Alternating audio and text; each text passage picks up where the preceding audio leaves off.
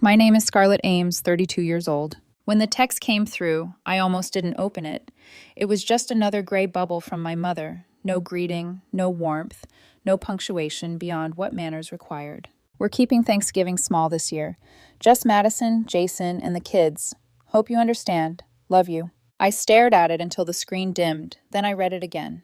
Hope you understand. I typed back a simple, "Have a good time," and set the phone face down on the counter. The reply icon pulsed for a second, 3 gray dots that vanished before becoming words. The kitchen was silent, except for the slow hum of the refrigerator and the faint tap of rain against the window. That sound used to calm me when I was a kid. Now it felt like applause for someone else's victory. I poured myself coffee I didn't want and sat at the table that looked out over the Boston skyline. To anyone else, it was a perfect morning, a corner penthouse, sunlight reflecting off the harbor, success carved into glass and steel.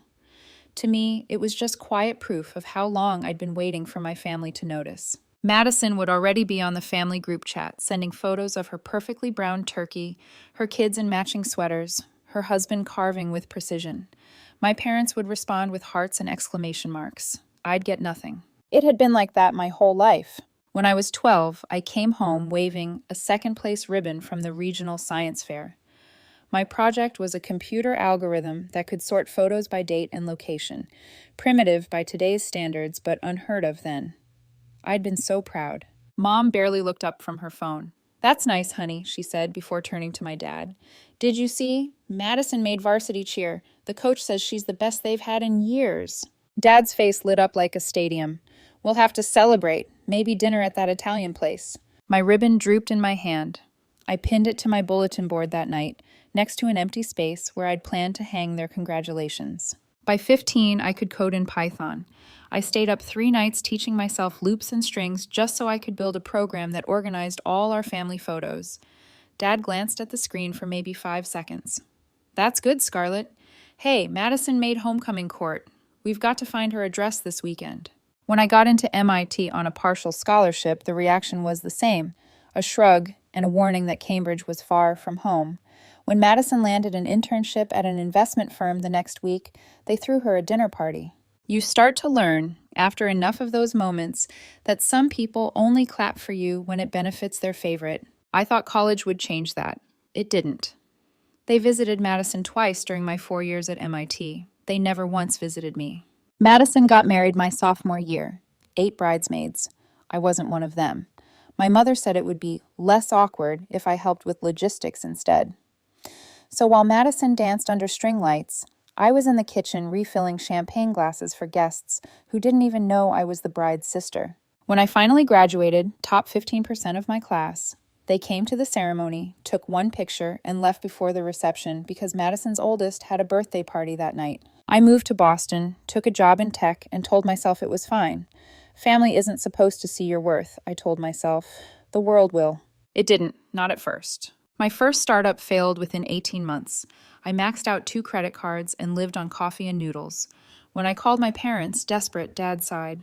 "Scarlett, you're not cut out for business. Madison says there's an opening at her firm's HR department. Maybe something steady would suit you better." I thanked him and hung up before he could say more. Then I started over. For the next 3 years, I worked at Digital Innovations, first as a junior developer, then team lead, then director of product. It was good money, good hours, and no joy. Every night I'd come home to the same small apartment and think, I can do more. So at 29, I quit. Everyone said it was reckless. Maybe it was. But I poured every cent I'd saved into a new company, CyberShield, a cybersecurity platform designed to protect small businesses from large-scale data theft.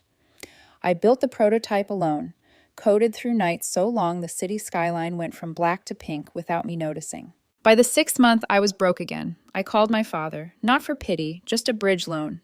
"I'll pay you back," I promised. He sighed. "Madison just got promoted to senior analyst. Maybe you should ask her for advice about staying practical." That was the last time I asked my parents for help. Then, one morning, the thing I'd been building finally worked. A retail chain in Texas bought our software, then another, then a bank, then a government contract. By year 2, CyberShield had 100 employees and offices in 3 cities. By year 3, a major tech conglomerate wanted to buy it. We sold for $320 million. The day I signed the papers, I went home, sat on my couch, and laughed until I cried. I bought a penthouse overlooking Boston Harbor, then a $6 million estate in Colorado, 50 acres of mountain view, stone and glass, air so clean it felt like starting over. I told almost no one. Not because I was hiding, but because I wanted to see how long it would take before my parents noticed on their own. They didn't. So when my mother's text arrived that morning, keeping it small this year, I realized something sharp and simple. They never would. I carried my coffee out to the deck. The mountains looked unreal, sunlight spilling over snow like fire through crystal. I thought about all the times I'd tried to prove myself, all the nights I'd wanted them to be proud. Then I thought of my mother's words. We're only having Madison's family this year. I whispered to the horizon, you shouldn't have done that. Then I went inside, opened my laptop, and started making phone calls. If they didn't want me at their table, I'd build one so big the whole family could fit, without them. It started with one call, then another, and then 23. Hey, Uncle James, I said, trying to sound casual, though my pulse felt like a drum in my throat. What are you doing for Thanksgiving? He laughed. Apparently nothing. Your parents said they're keeping it small this year, just Madison's family. Right, I said, tapping my pen against the marble countertop. How do you feel about Colorado? He hesitated. Colorado? I just bought a place out here. Thought it might be nice to have a bigger table this year. That was how it began. One quiet invitation at a time. Aunt Linda, Aunt Carol, cousins, second cousins, family friends who'd sat at our table every year since I was a child, but had all been quietly uninvited. Every single one of them said yes. Each conversation followed the same pattern: surprise, laughter, gratitude, and a hint of disbelief that anyone had remembered them. By the 10th call, I wasn't angry anymore, just determined. I built a spreadsheet. Flights, hotel rooms, arrival times. I booked first-class tickets for everyone flying in and arranged car services from Denver Airport to the estate. For anyone who couldn't fit in the guest house, I reserved suites at a boutique hotel 20 minutes away. My property manager, Michael, came into the kitchen mid-call, holding a clipboard and looking like a man about to walk into a storm he hadn't forecast. Scarlet, he said, you're planning what, exactly? Thanksgiving, I said simply, checking another name off my list. He blinked. For how many people? 35, maybe 40. Why? He let out a breath that was half laugh, half prayer. Because we'll need to triple the catering order, hire staff, and probably a miracle worker. Already handled, I said. I've got Marco coming. He raised an eyebrow. The Marco from Denver? The Michelin-starred one. I offered double his rate. He said yes. Michael scribbled something in his notes, muttering, of course he did. By the end of the day, the plan had taken shape. A celebration that would look like something out of a movie, one my parents weren't invited to. Over the next 2 weeks, the house transformed. Delivery trucks came and went like a parade. Furniture, flowers, cases of wine, crates of crystal, table linens as soft as breath. Each bedroom was prepared with personal touches. For Uncle James, a new fly fishing rod. For Aunt Linda, a vintage Art Deco bracelet. For my cousin's kids, toys and books. I didn't delegate those tasks. I handled them myself. If I was going to build a new version of family, I wanted every detail to mean something. Sometimes, late at night, I'd walk through the house barefoot, the sound of my steps echoing against stone floors. I'd pause in each doorway, imagining faces, smiling, laughing, alive. People who wanted to be here. Michael found me one night standing in the dining hall, staring at the twin oak tables we'd rented for the event. You ever think, he said softly, that maybe you're trying to build the home you should have had? I smiled without turning around. No, I said. I'm building the one I deserve. 3 days before Thanksgiving, the estate looked like a dream caught mid-breath. The sun poured through the tall windows in gold ribbons. The chef's team unpacked crates of fresh herbs and produce, while the florist wove garlands of eucalyptus and roses around the banisters. I was going over the menu with Marco when my phone buzzed on the counter. The name on the screen made my stomach tighten. Madison. For a moment, I considered ignoring it. Then, curiosity won. Hey, I answered. Hey, she said, her tone sugar smooth but edged with curiosity. Just checking in. What are you doing for Thanksgiving? I stared at the mountains through the glass walls. I've got plans. With friends? With family. A pause. I could almost hear her smirk over the line. What family? The kind that actually wants to spend the holiday with me. Before she could reply, I hung up. For a few seconds, I just stood there, phone still in my hand, heart beating harder than it should have. Then Marco's voice cut through the silence. You okay? Perfect, I said, forcing a smile. Let's talk about pie. The night before Thanksgiving, I barely slept. I kept thinking of every version of the holiday I'd survived before, me washing dishes while everyone else laughed in the living room, my parents hovering over Madison's kids like they'd hung the stars. But this year, when dawn brushed the sky pink, I woke to something new. The sound of footsteps, laughter, voices. Guests were already arriving. By 9 a.m., the first car service pulled up. Uncle Stephen stepped out, his wife beside him. They stopped in the driveway and just stared at the house. Holy Scarlet, he said, this is yours? All mine, I grinned. Welcome home. Within 2 hours, the property was alive. Kids ran across the lawn, chasing each other with squeals that echoed off the mountain air. My cousins wandered through the halls, taking photos, whispering, "It's like a magazine." In the kitchen, Marco and his team worked like a symphony.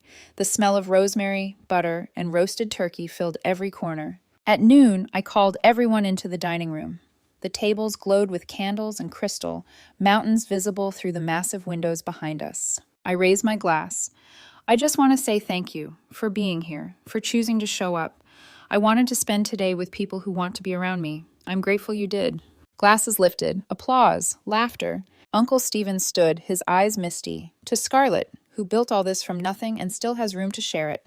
We were about to drink when the sound of a car door echoed outside. Heads turned. Through the window, I saw a taxi pulling away, and walking up the path, wearing her gray wool coat and a grin I hadn't seen in years, was my grandmother. Grandma Margaret? I gasped, rushing to the door. What are you? She hugged me tight, laughing. You think I was going to miss this? I told your parents I wasn't feeling well and bought my own ticket online. Figured it out all by myself. Everyone inside cheered, and for the first time in my life, the house was full of family. My family. The kind that showed up without being asked twice. By early afternoon, the Colorado light had softened into that golden shade that makes everything look like forgiveness. The house buzzed with life, laughter spilling through open doors, clinking glasses, the scent of roasted turkey and rosemary thick enough to feel like a memory. I'd imagined this moment 1,000 times, but not like this.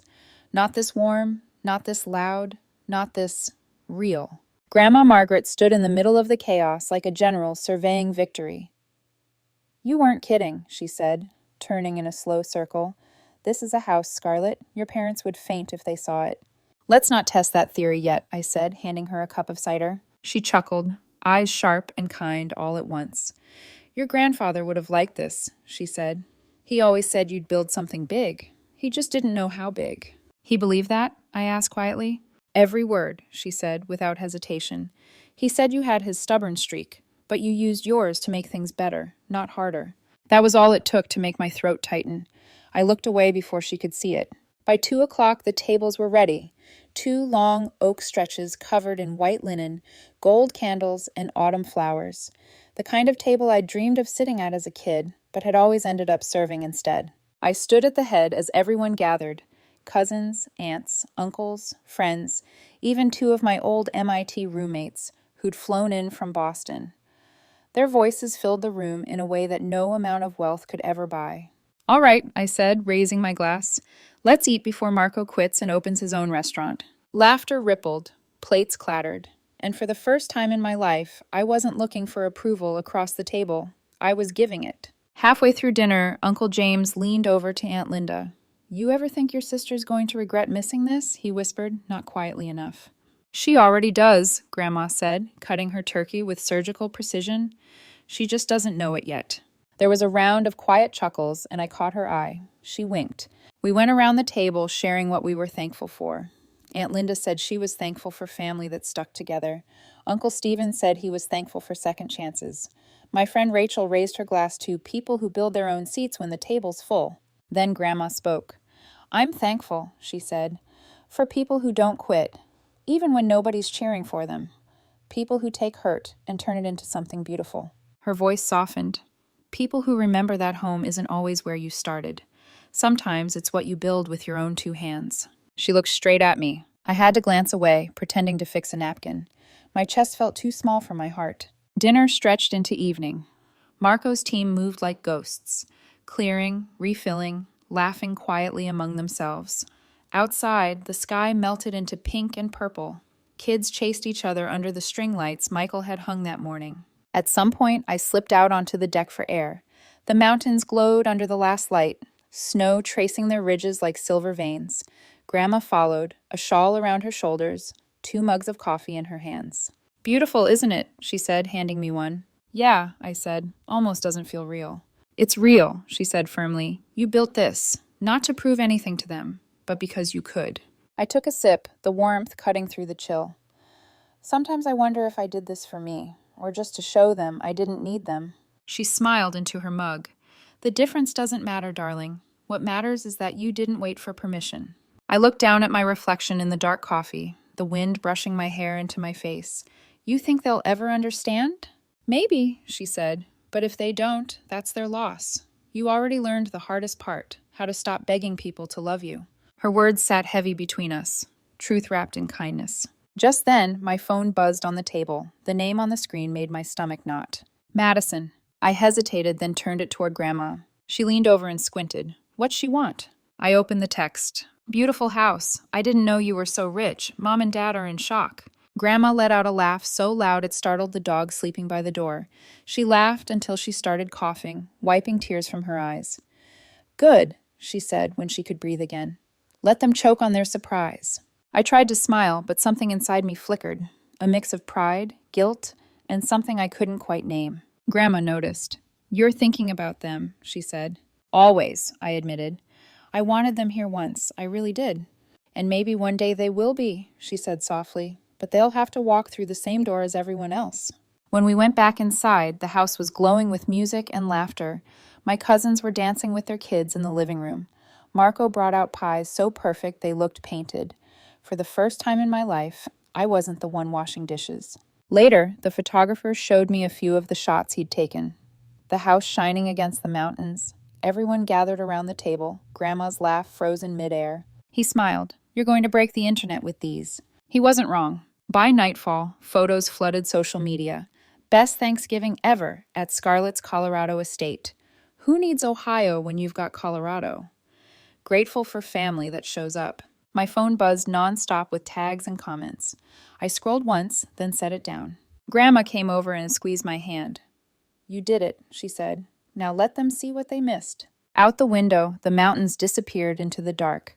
I thought of my parents sitting in their perfect Ohio house, the glow of other people's happiness lighting their phones. For the first time, I didn't wish I was there, because everyone who mattered already was. The morning after Thanksgiving, the house was still humming with leftover laughter. The scent of coffee and cinnamon hung in the air, faint and familiar. Marco and his crew were already gone, leaving the kitchen spotless, but the dining table still bore the faint ghost of last night. Crumpled napkins, a few empty wine glasses, candle wax hardened mid-drip. Grandma sat by the window wrapped in a blanket, flipping through the morning paper like she owned the place. "You've got headlines, sweetheart," she said, tapping her phone. "Half the family posted photos. The internet's already calling it the Thanksgiving of the century." I smiled, half amused, half uneasy. "So the damage is done." "The truth is done," she corrected, eyes sharp. Damage was theirs. Before I could answer, my phone buzzed across the counter. "Mom!" I stared at the screen until Grandma looked up. "Go on," she said. "You can't avoid the storm forever." I answered. Her voice hit like a fire alarm. High, tight, frantic. "Scarlet, what on earth is going on? Why are there Facebook photos of you in some mansion with your grandmother? We thought she was sick." "She was sick," I said evenly. "Sick of your Thanksgiving plans." "Your Thanksgiving?" She sounded incredulous. "What are you talking about?" "You told everyone you were keeping it small, so I invited everyone else you uninvited." Silence. The kind of silence that rots things. Finally, Dad's voice broke through in the background. "What's wrong?" Mom's voice wavered. She threw her own Thanksgiving with everyone." I could almost see his expression, jaw tightening, veins rising. He snatched the phone. "Scarlet, are you trying to prove something by dragging half the family to Colorado?" "I wasn't trying to prove anything," I said. "You told people they weren't good enough for your table. I gave them one." "You made us look bad," he snapped. "I didn't make you do anything," I replied quietly. "You did that on your own." There was movement, voices shifting in the background, then another voice, Madison's. Scarlet, she said sharply, do you realize what this looks like? Everyone's posting pictures. Our Thanksgiving looks pathetic compared to yours. Not my problem, I said. Then Grandma's voice came from the doorway behind me. Put them on speaker. I did. Mom, Dad said, startled. You're there? Of course I'm here, Grandma said. Where else would I be? Scarlet built something extraordinary, and you couldn't be bothered to see it. You've taken her for granted long enough, always putting her second after Madison. Mom's voice cracked. We weren't. Yes, you were, Grandma interrupted. You told people they weren't good enough for Thanksgiving. You decided whose lives were worth celebrating. Scarlet did this because she wanted to be with people who love her, not because she wanted to humiliate you. Silence again, thicker this time. We're not jealous, Mom said weakly. Yes, you are, Grandma said flatly. And you should be. She built all of this from nothing, without your help, without your approval. You should be proud, but instead you're embarrassed because she made you look small. Dad's breath came out hard through the receiver. That's enough, Mom. No, Grandma said, her tone like steel. Enough was 10 years ago. This is accountability. For a second, nobody spoke. The quiet pulsed like a held breath. Then Grandma ended it with one final line. You raised 2 daughters, but only one of them learned how to love unconditionally, and it wasn't the one you favored. The line went dead. I lowered the phone slowly. The kitchen light caught the steam curling off my coffee. Grandma turned away from the window, expression unreadable. Harsh? She asked. Necessary, I said. She nodded once. Good. For the rest of the morning, we didn't talk about the call. We watched the snow drift lazily over the pines, listened to the faint hum of wind against glass. People came and went. Cousins saying goodbye, kids laughing down the hall. Life continued. By afternoon, the house had quieted. Only Grandma and I remained in the living room, the fire crackling low. She looked smaller now, tired but satisfied, the way someone looks after cleaning a wound. You did the right thing, she said softly. I wasn't sure. Maybe I was being petty. You were being honest, she said. There's a difference. That night, after everyone left, I sat by the fire, scrolling through photos on my phone. Smiling faces, full tables, people leaning into each other instead of away. Then another message appeared. Madison again. I've always been jealous of you. You got to choose your own path. I just followed theirs. I'm sorry. I read it twice. My thumb hovered over the keyboard. Finally, I typed back one line. Thanks for saying that. No emojis, no flourish, just acknowledgement. The next morning, new messages waited. Dad, your grandmother was right. We were unfair to you. I'm proud of what you built. Mom, an hour later. The house looked beautiful in the photos. Can we come see it? I stared at both texts, feeling the old instinct to forgive instantly, to rush toward reconciliation. But Grandma's words echoed in my head. Make them work for it. Don't let them back in easy. So I didn't answer, not yet. Outside, snow had started falling again, gentle and steady, covering the footprints of everyone who'd come and gone. For once, I didn't feel alone. I looked around the living room, the walls that held laughter, the table still warm from yesterday's touch, the quiet that wasn't empty, but earned. For the first time, I realized I didn't need their approval. They would have to knock. I didn't answer their messages for over a week. Every time my phone buzzed, I'd glance at the screen, see Mom or Dad or even Madison, and let it go dark again. The silence felt powerful, like standing on solid ground after years of sinking sand. Then, in early December, a new message came from Mom. No excuses this time, just 4 words. Come home for Christmas. It sat there on my screen, blinking in my periphery like an old heartbeat trying to restart. I typed no, then deleted it. Typed maybe, then deleted that too. And finally, I sent, why don't you come here instead? 3 dots appeared.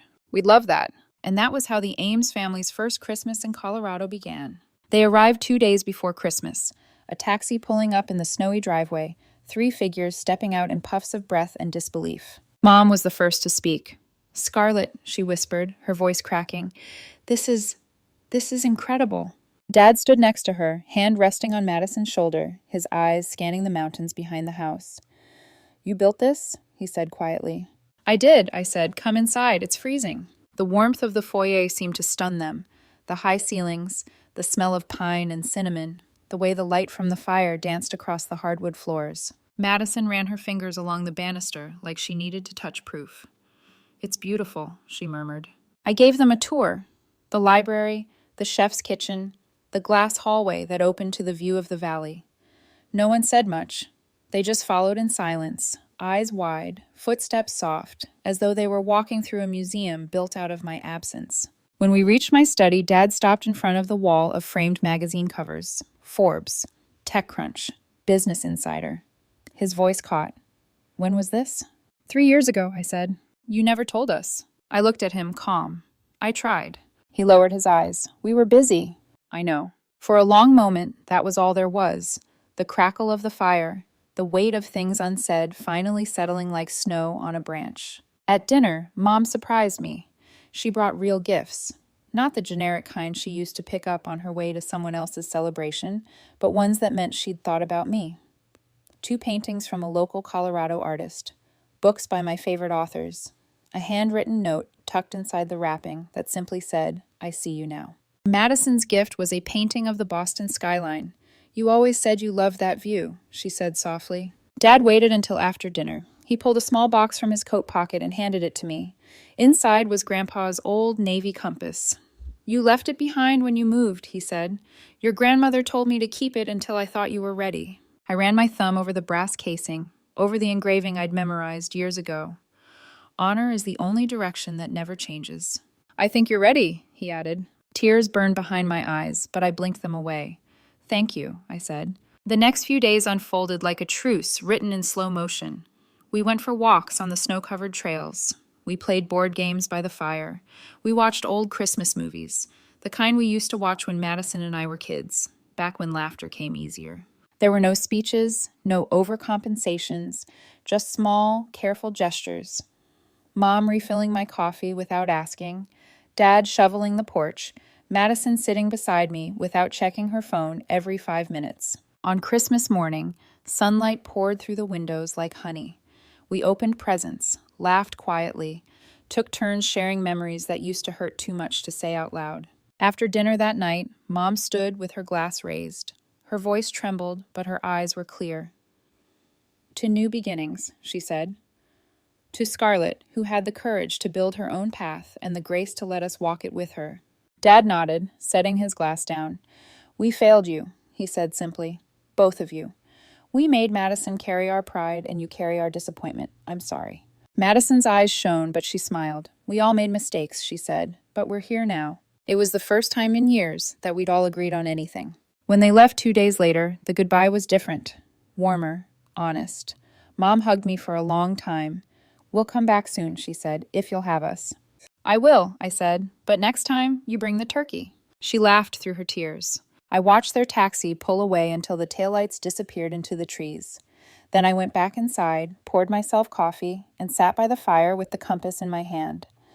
The needle quivered and settled, pointing north, steady, unwavering. The house was quiet again, but it wasn't empty. Not this time. My phone buzzed. A message from Grandma Margaret. Well, did they pass the test? I smiled. They're learning, I typed, slowly. Her reply came seconds later. Good. Don't make it too easy.